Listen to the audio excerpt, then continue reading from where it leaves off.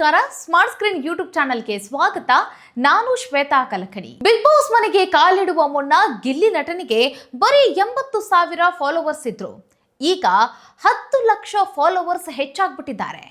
Big boss ಮನೆಗೆ ಗಿಲ್ಲಿ ಬಂದಿದ್ದು ಜನಗಳಿಗೆ ನಗುವಿನ ಹಬ್ಬ. ಕಲರ್ಸ್ ಕನ್ನಡ ಚಾನಲ್ಗೆ TRP ಹೆಚ್ಚಾಗೋದಲ್ಲದೆ ಚಾನಲ್ ಕೂಡ ನಂಬರ್ 1 ಸ್ಥಾನಕ್ಕೆ ಬಂದೇ ಬಿಡ್ತು.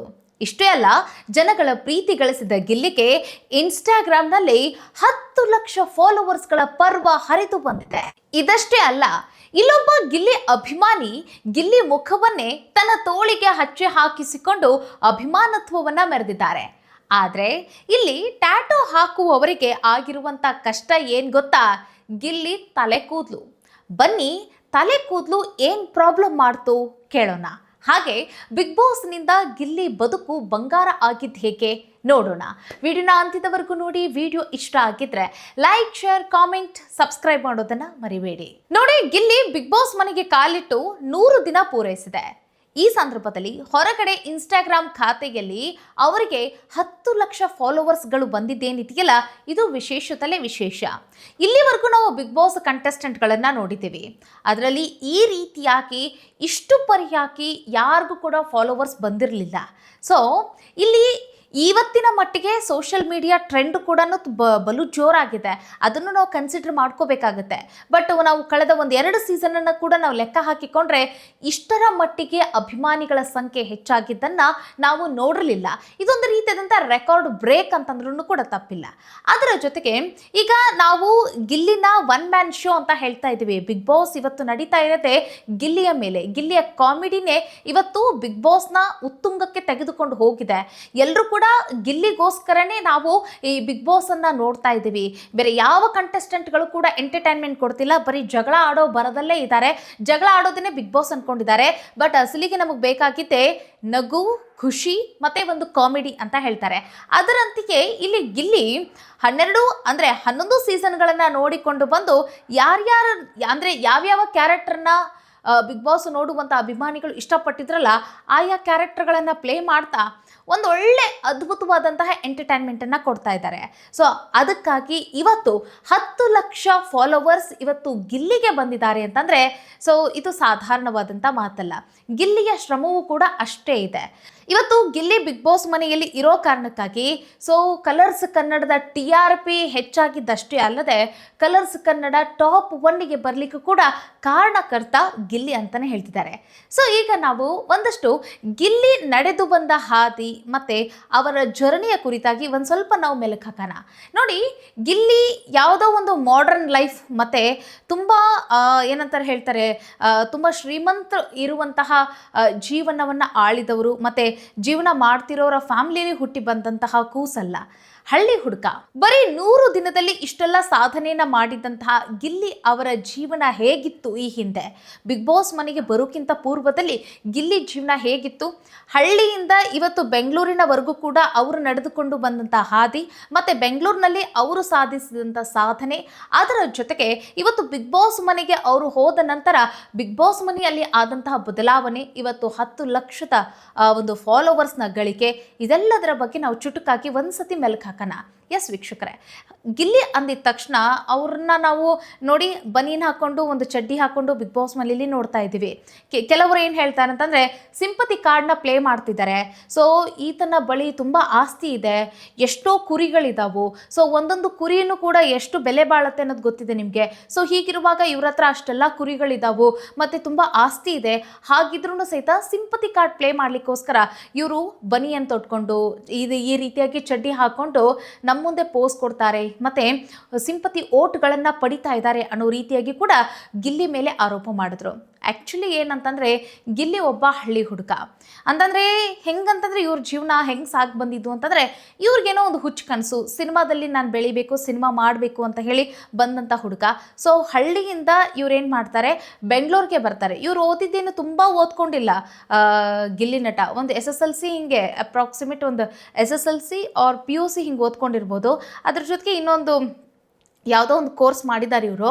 ಸೊ ಅದು ನನಗೆ ಸ್ಪಷ್ಟವಾಗಿ ನನಗೆ ನೆನಪಾಗ್ತಿಲ್ಲ. ನಿಮ್ಗೇನಾದರೂ ಗೊತ್ತಿದ್ದರೆ ಅದನ್ನು ಕಾಮೆಂಟ್ ಮಾಡಿ. ನೋಡಿ, ಇವ್ರಿಗೇನಂತಂದರೆ ಸಿನಿಮಾದಲ್ಲಿ ಏನಾದರೂ ಒಂದು ನಾನು ಸಾಧನೆ ಮಾಡಬೇಕು, ನಾನು ನಟಿಸಬೇಕು, ಈ ರೀತಿಯಾದಂಥ ಒಂದು ಕನಸು ಹುಟ್ಟುತ್ತೆ.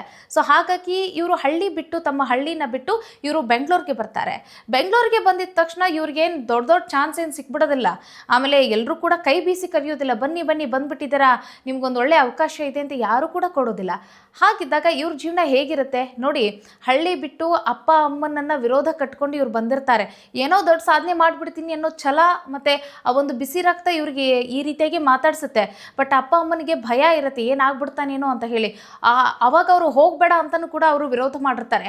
ಅದೆಲ್ಲವನ್ನು ಅವರು ವಿರೋಧ ಕಟ್ಕೊಂಡೇ ಇವರು ಈ ಬೆಂಗಳೂರನ್ನೋ ಈ ಒಂದು ಇದಕ್ಕೆ ಬಂದಿರ್ತಾರೆ, ಸಿಲಿಕಾನ್ ಸಿಟಿಗೆ ಬಂದಿರ್ತಾರೆ. ಸೊ ಹೀಗಿರುವಾಗ ಇವ್ರಿಗೆ ಊಟದ ವ್ಯವಸ್ಥೆ ಹೇಗೆ ಮತ್ತು ಇವ್ರಿಗೆ ಇರಲಿಕ್ಕೆ ವ್ಯವಸ್ಥೆ ಹೇಗೆ, ಅಕ್ಯುಮಿಡೇಷನ್ ಇರೋದಿಲ್ಲ. ಹಾಗಿರುವಂಥ ಸಂದರ್ಭದಲ್ಲಿ ಅವರು ಪಟ್ಟಂತಹ ಕಷ್ಟ ತುಂಬ ಅಂದರೆ ತುಂಬ ಅಪಾರವಾದಂತು. ಅದರ ಜೊತೆಗೆ ಇವರು ಏನು ಸಿನಿಮಾ ಇಂಡಸ್ಟ್ರಿಗೆ ಬಂದ್ರಲ್ವಾ, ಆಗ ಇವರು ಲೈಟ್ ಬಾಯ್ ಆಗಿ ಕೂಡ ಕೆಲಸ ಮಾಡಿದ್ದಾರೆ, ಅಸಿಸ್ಟೆಂಟ್ ಡೈರೆಕ್ಟರ್ ಆಗಿ ಕೆಲಸ ಮಾಡಿದ್ದಾರೆ. ತುಂಬ ಅಂದರೆ ತುಂಬ ಎಷ್ಟಾಗುತ್ತಷ್ಟು ಕೆಳವರ್ಗದ ಕೆಲಸಗಳನ್ನು ಇವರು ಸಿನಿಮಾ ಇಂಡಸ್ಟ್ರಿಯಲ್ಲಿ ಮಾಡಿದ್ದಕ್ಕಾಗಿಯೇ ಇವತ್ತು 10 ಲಕ್ಷ ಫಾಲೋವರ್ಸ್ನ ನಾವು 10 ಲಕ್ಷ ಫಾಲೋವರ್ಸ್ ಬಂದ್ಬಿಟ್ರಾ ಅಂತ ಹೇಳಿಕ್ಕಾಗಂಗಿಲ್ಲ. ಅವರು ಪಟ್ಟಿರುವಂಥ ಶ್ರಮ ಆ ರೀತಿಯಾಗಿದೆ. ಬಟ್ ಏನಂತಂದರೆ ಈಗೇನೋ ಹೇಳ್ತಾರೆ ನೋಡಿ, ವಜ್ರದ ಮೇಲೆ ಅದೇನೋ ಧೂಳು ಕುತ್ಕೊಂಡಾಗ ಅದು ವಜ್ರ ಮಿಣುಕ್ತಾ ಇರೋದಿಲ್ಲ ಅಷ್ಟೇ, ಆ ಧೂಳನ್ನು ತೆಗೆದಾಗ ಅದರ ಹೊಳಪು ಏನನ್ನೋದು ಗೊತ್ತಾಗುತ್ತೆ ಅನ್ನೋ ರೀತಿಯಾಗಿ ಈಗ ಗಿಲ್ಲಿ ಬಿಗ್ ಬಾಸ್ ಮನೆಗೆ ಬಂದ ನಂತರ ಆತನ ವರ್ಚಸ್ಸೇನು, ಆತನ ಮಾತಿಂಥದ್ದು, ಆತನ ಕಾಮಿಡಿ ಅಂಥದ್ದು ಅನ್ನೋ ರೀತಿಯಾಗಿ ಈಗ ಗಿಲ್ಲಿ ಬಗ್ಗೆ ಅಸಲಿಯಾಗಿ ಎಲ್ರಿಗೂ ಗೊತ್ತಾಗ್ತಿದೆ. ಬಟ್ ಗಿಲ್ಲಿ ಯಾವತ್ತಿದ್ದು ಕೂಡ ಅಂದರೆ ಅವರು ತುಂಬ ಹುಟ್ಟು ಕಾಮಿಡಿಯನ್ ಅಂತಂದ್ರೂ ಕೂಡ ತಪ್ಪಿಲ್ಲ ನೋಡಿ. ಅವ್ರಿಗೆ ತುಂಬ ಸ್ಪಾಂಟೇನಿಯನ್ಸ್ ಇದೆ, ಮತ್ತು ಅವ್ರಿಗೆ ಹೆಂಗಂತಂದರೆ ಕಾಮಿಕ್ ಸೆನ್ಸ್ ಇದೆ, ಮತ್ತು ಸೆನ್ಸ್ ಆಫ್ ಹ್ಯೂಮರ್ ಇದೆ. ಹೀಗೆ ಮತ್ತು ಏನಂತಂದರೆ ಎಲ್ಲದಕ್ಕೂ ಕೂಡ ಬೇಗ ರಿಯಾಕ್ಟ್ ಮಾಡುವಂಥ ಹುಡುಗ. ಹಾಗಾಗಿ ಅಂದರೆ ಕ್ವಿಕ್ ಆಗಿದ್ದಾರೆ, ಅವರು ಮಾತಿನಲ್ಲಿ ಕ್ವಿಕ್ ಆಗಿದ್ದಾರೆ. ಸೊ ಇದೆಲ್ಲವೂ ಕೂಡ ಮುಂಚೆ ಇದ್ದನ್ನು ಕೂಡ ಇವ್ರಿಗೆ ಇರುವಂಥದ್ದು. ಸೊ ಆದರೆ ಆ ಸಂದರ್ಭದಲ್ಲಿ ಇವ್ರಿಗೆ ಯಾವ ಚಾನ್ಸ್ಗಳು ಸಿಕ್ಕಿರಲಿಲ್ಲ. ಮತ್ತು ಏನಂತಂದರೆ ಊರ ಕಡೆ ಏನಂತಂದರೆ ಬೆಂಗಳೂರಿಗೆ ಹೋಗಿ ಏನೋ ಒಂದು ಸಾಧನೆ ಮಾಡ್ತಿದ್ದಾನೆ, ಸಿನಿಮಾ ರಂಗದಲ್ಲಿ ಇದ್ದಾನೆ ಅಂತಂದಾಗ ಸೊ ಊರ ಕಡೆ ಜನನೂ ಕೂಡ ಅವ್ರ ಅಪ್ಪ ಅಮ್ಮನ ಕೇಳ್ತಿರ್ತಾರೆ, ಎಲ್ಲಿ ನಿನ್ನ ಮಗ ಯಾವ ಟಿ ವಿಯಲ್ಲೂ ಬರ್ತಾ ಇಲ್ಲ, ಹೀಗೆ ಅಂತ. ಸೊ ಆಗ ಜನಗಳಿಗೆ ಉತ್ತರ ಕೊಟ್ಟು ಕೂಡ ಸಾಕಾಗಿರುತ್ತೆ, ಏನೂ ಮಾಡ್ತಾ ಇಲ್ಲ, ಅಲ್ಲಿ ನೋಡಿದ್ರೆ ದುಡಿಮೆನೂ ಇಲ್ಲ, ದುಡ್ದಿಗೆ ತಕ್ಕಂಗೆ ಸರಿಯಾದ ಸ್ಯಾಲ್ರಿನೂ ಕೂಡ ಇಲ್ಲ ಅನ್ನೋ ರೀತಿಯಾಗಿ. ಹಾಗಿದ್ದಾಗ ಮತ್ತೆ ಗಿಲ್ಲಿ ತನ್ನ ಹಳ್ಳಿಗೆ ಹೋಗ್ತಾರೆ. ಅಲ್ಲಿ ಹೋಗಿ ಅವರೊಂದು ಯೂಟ್ಯೂಬ್ ಚಾನಲ್ ಓಪನ್ ಮಾಡ್ತಾರೆ.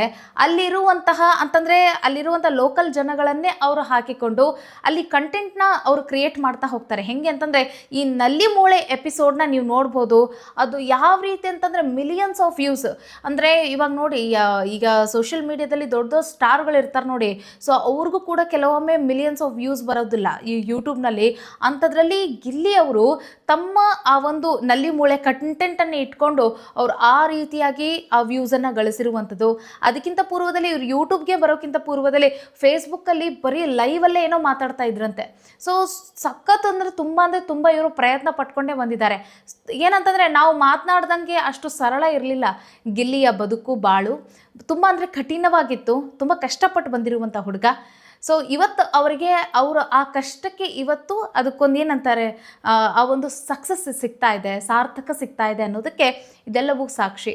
ಸೊ ನೋಡಿ, ಅವರು ಯೂಟ್ಯೂಬ್ ಮಾಡ್ತಾರೆ, ಕಂಟೆಂಟ್ ಕ್ರಿಯೇಟ್ ಮಾಡ್ತಾ ಹೋಗ್ತಾರೆ. ಮಿಲಿಯನ್ಸ್ ಆಫ್ ವ್ಯೂಸ್ ಹೋಗುತ್ತೆ. ಮಿಲಿಯನ್ಸ್ ಆಫ್ ವ್ಯೂಸ್ ಹೋಗಿದ ನಂತರ ಝೀ ಕನ್ನಡದವರು ಇವರಿಗೆ ಒಂದು ಆಫರ್ ಮಾಡ್ತಾರೆ.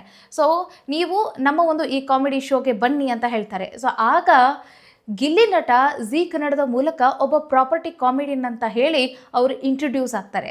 ಸೊ ಅಲ್ಲಿಂದ ಗಿಲ್ಲಿ ಅವರು ಯಾವ ರೀತಿಗೆ ಪ್ರಾಪರ್ಟಿ ಕಾಮಿಡಿಯನ್ನು ಮಾಡ್ಕೊಂಡು ಬಂದಿದ್ದಾರೆ ಅನ್ನೋದನ್ನು ನೀವು ನೋಡ್ತಾ ಇದ್ದೀರಾ. ಬಟ್ ಬಿಗ್ ಬಾಸ್ ಮನೆಯಲ್ಲಿ ಇವರು ಪ್ರಾಪರ್ಟಿ ಕಾಮಿಡಿ ಮಾಡಿದ್ದೇನೆ ನಾವು ನೋಡಿಲ್ಲ. ಅವತ್ತೇನು ಬಿಗಿನಿಂಗಲ್ಲಿ ಇವರು ಬಿಗ್ ಬಾಸ್ ಮನೆಗೆ ಬರುವಾಗ ಅವತ್ತೇನು ಒಂದು ಇಂಟ್ರೊಡಕ್ಷನ್ ಇತ್ತಲ್ಲ, ಆ ಸಮಯದಲ್ಲಿ ಏನೋ ಒಂದು ಪ್ರಾಪರ್ಟಿ ಕಾಮಿಡಿಯನ್ ಮಾಡೋಕ್ಕೆ ಹೋಗ್ತಾರೆ. ಸುದೀಪ್ ಅವ್ರಿಗೆ ಅದು ಗೊತ್ತಾಗೋಗ್ಬಿಡುತ್ತೆ, ಟ್ಯಾಕಲ್ ಮಾಡಿಬಿಡ್ತಾರೆ ಅವರು. ಸೊ ಅಷ್ಟೊತ್ತಿಗೆ ಸುಮ್ಮನೆ ಆಗ್ಬಿಡ್ತಾರೆ. ಸೊ ಬಿಗ್ ಬಾಸ್ ಮನೆಯಲ್ಲಿ ಅವರು ಪ್ರಾಪರ್ಟಿ ಕಾಮಿಡಿಯನ್ ಅಲ್ಲದೇ ಅಂದರೆ ಸೆನ್ಸ್ ಆಫ್ ಹ್ಯೂಮರ್, ಕ್ವಿಕ್ ಆಗಿರೋದು, ಮತ್ತು ಅವರಿಗೆ ತುಂಬ ಅಟೆನ್ಷನ್ ಇದೆ. ಹೀಗಾಗಿ ಅವರು ಬಿಗ್ ಬಾಸ್ ಮನೆಯಲ್ಲಿ ಹೆಚ್ಚು ಕಾಣಿಸ್ಕೊಳ್ತಾರೆ ಮತ್ತು ಎಲ್ಲರ ಜೊತೆಗೂ ಕೂಡ ಬೆರೀತಾರೆ ಮತ್ತು ಹೆಚ್ಚು ಎಂಟರ್ಟೈನ್ಮೆಂಟ್ ಕೊಡ್ತಿದ್ದಾರೆ. ಎಲ್ಲ ಕಾರಣಕ್ಕಾಗಿ ಇವತ್ತು ಬಿಗ್ ಬಾಸ್ ಮನೆಯಲ್ಲಿ ಅತಿ ಹೆಚ್ಚಿನ ಹಿಟ್ಟನ್ನು ಪಡಿತಾ ಇದ್ದಾರೆ. ಯಾರು ಗಿಲ್ಲಿ ನಟ ಅಂತಂದರೆ ತಪ್ಪಿಲ್ಲ. ಒಟ್ನಲ್ಲಿ ಒನ್ ಮ್ಯಾನ್ ಶೋ ಆಗ್ತಾ ಇದೆ ಅಂತಿದ್ದಾರೆ. ಸೊ ಅದಕ್ಕೆ ಇದೆಲ್ಲವೂ ಕೂಡ ರೀಸನ್ ಆಗಿದೆ. ಸೊ ಅಂದರೆ ಅವಕಾಶ ಸಿಕ್ಕಾಗ ಅದನ್ನು ಬಳಸ್ಕೊಳ್ಬೇಕು ನೋಡಿ, ಅವಕಾಶಕ್ಕಾಗಿ ಕಾಯಬಾರ್ದು, ಅವಕಾಶ ಸಿಕ್ಕಾಗ ನಾವು ಬಳಸ್ಕೊಳ್ಬೇಕು ಅನ್ನೋದಕ್ಕೆ ಗಿಲ್ಲಿ ಅವರು ಮಾಡ್ತಾ ಇರೋದೇ ಸಾಕ್ಷಿ ಅಂತ ಹೇಳ್ಬೋದು. ಸೊ ಅವರು ಪ್ರತಿದಿನನೂ ಬಿಡೋದಿಲ್ಲ. ನೀವು ನೋಡಿ ಲೈವಲ್ಲೂ ಕೂಡ ನೀವು ನೋಡ್ಬೋದು, ಅಲ್ಲಿಯೂ ಕೂಡ ಅವರು ಬೇರೆ ಯಾರ್ದಾದ್ರೂ ಕಾಲು ಎಳಿತಿರ್ತಾರೆ, ತಮಾಷೆ ಮಾಡ್ತಿರ್ತಾರೆ. ಒಟ್ಟಿನಲ್ಲಿ ಕಾಮಿಡಿ 24 hours ಅವ್ರು ಎಂಗೇಜಿವ್ ಆಗೇ ಇರ್ತಾರೆ. ಬೇರೆ ಕಂಟೆಸ್ಟೆಂಟ್ಗಳು ಕೂಡ ಯಾರೆಲ್ಲ ಹೊರಗೆ ಬಂದಿದ್ರಲ್ಲ ಅವ್ರು ಹೇಳ್ತಾರೆ, ಅವ್ರೇನೋ ಸುಮ್ಮನೆ ಮಾತಾಡ್ತೇನೆ ಅಂದ್ಕೊಂಡಿದ್ವಿ ನಾವು, ಬಟ್ ಅವರು ಆಟ ಆಡ್ತಿದ್ದಾರೆ, 24 hours ಆಟ ಆಡ್ತಿದ್ದಾರೆ ಅವರು, ನಮಗೆ ಗೊತ್ತಾಗ್ತಿಲ್ಲ ಅಷ್ಟೇ.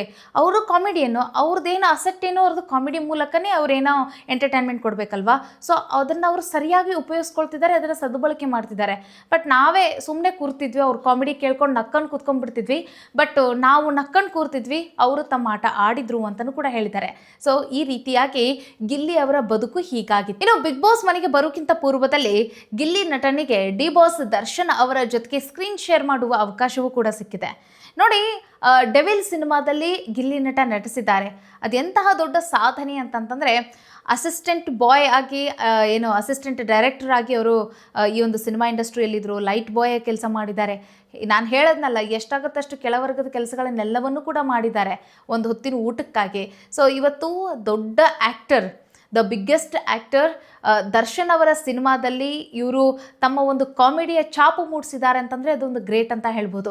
ಸೊ ಮುಂದಿನ ದಿನಗಳಲ್ಲಿ ಗಿಲ್ಲಿನ ಯಾವ ಮಟ್ಟದಲ್ಲಿ ಜನ ನೋಡ್ತಾ ಇದ್ದಾರೆ ಅಂತಂದರೆ, ಚಿಕ್ಕಣ್ಣ ಅವರು ಅದು ಹೆಂಗೆ ಕಾಮಿಡಿಯಲ್ಲಿ ಅವರು ಸೂಪರ್ ಸ್ಟಾರ್ ಆದ್ರಲ್ಲ, ಅದೇ ರೀತಿಯಾಗಿ ಗಿಲ್ಲಿ ಅವರು ಕೂಡ ಸೂಪರ್ ಸ್ಟಾರ್ ಆಗಬೇಕು ಅಂತ ಹೇಳಿ ಜನ ಆಶಿಸ್ತಾ ಇದ್ದಾರೆ. ಸೊ ಗಿಲ್ಲಿ ಇನ್ನು ಮುಂದೆ ಅವರ ಆಟ ಇದಕ್ಕಿಂತ ಇನ್ನೂ ಹೆಚ್ಚಿನದಾಗಿರುತ್ತೆ, ಮತ್ತು ಅವರು ಇನ್ನೂ ಅವ್ರಿಗೆ ಅವಕಾಶಗಳು ಕೂಡ ಹೆಚ್ಚಿನದಾಗಿ ಬರುತ್ತೆ ಅನ್ನೋದು ಕೂಡ ನಮ್ಮ ನಿರೀಕ್ಷೆ ಇದೆ. ಸೊ ನಿಮ್ಮ ಅಭಿಪ್ರಾಯ ಏನು? ಗಿಲ್ಲಿನ ಇನ್ನೂ ಯಾವ ರೀತಿಯಾಗಿ ನೋಡ್ಲಿಕ್ಕೆ ನೀವು ಇಷ್ಟಪಡ್ತೀರಾ? ಸೊ ಯಾರ್ಯಾರ ಜೊತೆ ಅವರು ಸ್ಕ್ರೀನ್ ಶೇರ್ ಮಾಡಬೇಕು ಅದನ್ನು ಕೂಡ ಕಾಮೆಂಟ್ ಮಾಡೋದನ್ನು ಮರಿಬೇಡಿ. ಸೊ ಇದಾಗಿತ್ತು ಗಿಲ್ಲಿ ಹಳ್ಳಿಯಿಂದ ಬೆಂಗಳೂರಿಗೆ ಬಂದರು, ಬೆಂಗಳೂರಿನಿಂದ ಝೀ ಕನ್ನಡದಲ್ಲಿ ಹೆಂಗೆ ಪರಿಚಯ ಆದರು, ಝೀ ಕನ್ನಡದಿಂದ ಬಿಗ್ ಬಾಸ್ ಮನೆಗೆ, ಬಿಗ್ ಬಾಸ್ ಮನೆಯಿಂದ ಇವತ್ತು ಜನಗಳ ಮನಸ್ಸಿನಲ್ಲಿ ಅವರು ಎಷ್ಟು ಅಚ್ಚಳಿಯದೆ ಉಳಿದಿದ್ದಾರೆ. ಇನ್ನೊಂದು ಗಿಲ್ಲಿ ವಿಚಾರದಲ್ಲಿ ವಿಶೇಷ ಅಂತಂದರೆ, ಇಲ್ಲಿವರೆಗೂ ಬಿಗ್ ಬಾಸ್ ಮನೆಗೆ ಯಾರೆಲ್ಲ ಕಂಟೆಸ್ಟೆಂಟ್ಗಳು ಬಂದಿದ್ದಾರಲ್ಲ, ಎಲ್ರಿಗೂ ಕೂಡ ಅಪಾರವಾದಂಥ ಅಭಿಮಾನಿಗಳನ್ನು ಗಳಿಸಿದ್ರು, ಮತ್ತು ಅವ್ರಿಗೂ ಕೂಡ ಓಟ್ಗಳ ಸುರಿಮಳೆ ಆಗ್ತಾಯಿದ್ರು. ಆದರೆ ಯಾರು ಕೂಡ ಆ ಒಬ್ಬ ಕಂಟೆಸ್ಟೆಂಟಿಗೋಸ್ಕರ ಅವರು ತಮ್ಮ ಮೈ ಮೇಲೆ ಹಚ್ಚೆಯನ್ನು ಹಾಕಿಸ್ಕೊಂಡಿದ್ದನ್ನು ನಾವು ಕಂಡಿರಲಿಲ್ಲ. ಬಟ್ ಇವತ್ತು ಈ ಒಂದು ಸೀಸನಲ್ಲಿ ಏನಾಗಿದೆ ಅಂತಂದರೆ, ಗಿಲ್ಲಿಯ ಮುಖವನ್ನು, ಗಿಲ್ಲಿಯ ಫೋಟೋವನ್ನು ತಮ್ಮ ಒಂದು ತೋಳಿಗೆ ಅವ್ರು ಏನು ಮಾಡ್ಕೊಂಡಿದ್ದಾರೆ, ಹಚ್ಚೆಯನ್ನು ಹಾಕಿಸ್ಕೊಂಡಿದ್ದಾರೆ. ಬಟ್ ಈ ಸಮಯದಲ್ಲಿ ಆ ಟ್ಯಾಟೋ ಹಾಕೋರು ಒಂದು ರಿಕ್ವೆಸ್ಟ್ ಮಾಡಿದ್ದಾರೆ ಕಲರ್ಸ್ ಕನ್ನಡದವ್ರಿಗೆ, ಏನಾದರೂ ಮಾಡಿ ಗಿಲ್ಲಿ ಅವರಿಗೆ ಒಂದು ಬಾಚಣಿಕೆಯನ್ನು ಕೊಟ್ಬಿಡಿಪ್ಪ ಅಂತ ಹೇಳಿದ್ದಾರೆ. ಯಾಕೆ ಅಂತಂದರೆ, ಗಿಲ್ಲಿ ಅವರು ಸರಿಯಾಗಿ ತಲೆ ಬಾಚ್ಕೊಂಡ್ಬಿಟ್ರೆ ಆ ಹೇರ್ ಡಿಸೈನ್ನ ನಾವು ಚೆನ್ನಾಗಿ ಬಿಡಿಸ್ಬೋದು. ಸೊ ಅವ್ರ ಹೇರ್ ಎತ್ತೆತ್ತಾಗೂ ಹೋಗಿರೋ ಕಾರಣಕ್ಕಾಗಿ ನಮಗೊಂದು ಸ್ವಲ್ಪ ಡಿಸೈನ್ ಮಾಡೋಕ್ಕೆ ಕಷ್ಟ ಆಗ್ತಾ ಇದೆ ಅಂತ ಹೇಳಿ ಇಲ್ಲಿ ಗಿಲ್ಲಿ ಬಗ್ಗೆ ಟ್ಯಾಟೋ ಹಾಕುವಂಥ ಟ್ಯಾಟೋ ಡಿಸೈನರ್ ಅವರು ಹೇಳ್ತಾ ಇರುವಂಥ ಮಾತಿದು. ಸೊ ಗಿಲ್ಲಿಯ ಅಭಿಮಾನಿಗಳು ಯಾವ ರೀತಿಯಾಗಿ ಅಭಿಮಾನತ್ವವನ್ನು ಮೆರಿತಾ ಇದ್ದಾರೆ, ಗಿಲ್ಲಿಯ ಕ್ರೇಜ್ ಯಾವ ರೀತಿಯಾಗಿದೆ, ಗಿಲ್ಲಿಗೆ ಫಾಲೋ ಮಾಡ್ತಾ ಇರೋ ಸಂಖ್ಯೆ ಯಾವ ರೀತಿಯಾಗಿದೆ ಅನ್ನೋದನ್ನು ನೋಡಿ. ನಾವು 1 ಮಿಲಿಯನ್ ಬಗ್ಗೆ ಮಾತಾಡ್ತಿದ್ದೀವಿ. ಈಗ ಆಲ್ರೆಡಿ 1.2 ಮಿಲಿಯನ್ ಆಗಿದ್ದಾರೆ. ಅವ್ರಿಗೆ 12 ಲಕ್ಷ ಜನ ಬಂದಿದ್ದಾರೆ, ಫಾಲೋವರ್ಸ್ ಆಗಿದ್ದಾರೆ. ಸೊ ಇನ್ನೂ ಹೆಚ್ಚಿನ ಫಾಲೋವರ್ಸ್ ಬರಲಿ. ಅವ್ರಿಗೇನಂತಂದರೆ, ಬಿಗ್ ಬಾಸ್ ಮನೆಯಿಂದ ಹೊರಗಡೆ ಬಂದ ತಕ್ಷಣ 12-15 ಲಕ್ಷ ಫಾಲೋವರ್ಸ್ ನನಗೆ ಬಂದಿದ್ದಾರಾ ಅಂತಂದಾಗ ಅದೆಷ್ಟು ಖುಷಿಯಾಗಿರುತ್ತೆ ಅಂತಂದರೆ, ಅವರು ಹೋಗೋಕ್ಕಿಂತ ಪೂರ್ವದಲ್ಲಿ ಬರೀ 80,000, ಈಗ 12-15 ಲಕ್ಷ ಅಂತಂದರೆ ಇದನ್ನು ಗಿಲ್ಲಿಯವರು ಅದು ಯಾವ ರೀತಿಯಾಗಿ ಡೈಜೆಸ್ಟ್ ಮಾಡ್ಕೊತಾರೆ ಅನ್ನೋದನ್ನು ಕಾದು ನೋಡಬೇಕು. ಸೊ ಗಿಲ್ಲಿ ಬಗ್ಗೆ ನಿಮ್ಮ ಒಪಿನಿಯನ್ ಏನು, ಕಾಮೆಂಟ್ ಮಾಡಿ. ಮುಂದಿನ ವಿಡಿಯೋದಲ್ಲಿ ಸಿಗೋಣ ಮತ್ತೊಂದು ವಿಶೇಷ ವಿಚಾರದಲ್ಲಿ. ನಮಸ್ಕಾರ.